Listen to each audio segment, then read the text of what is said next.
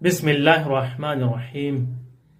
غدیر کو ہمیں سمجھنا چاہیے غدیر کیا چیز ہے۔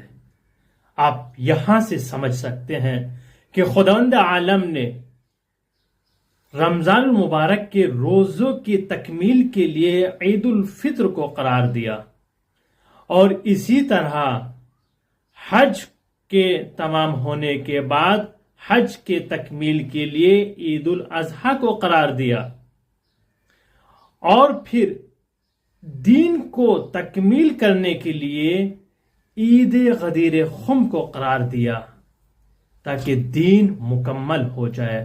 اور دین آج تکمیل ہو گیا، جس پر سورہ مائدہ کی آیت نمبر 3 بھی نازل ہو گئی، الیوم اکملت لکم دینکم، آج دین تکمیل ہو گیا۔ غدیر خم سب سے بڑی عید کہلائی جاتی ہے۔ غدیر خم مسلمانوں کی نہیں بلکہ مؤمنین کی سب سے بڑی عید قرار پائی ہے۔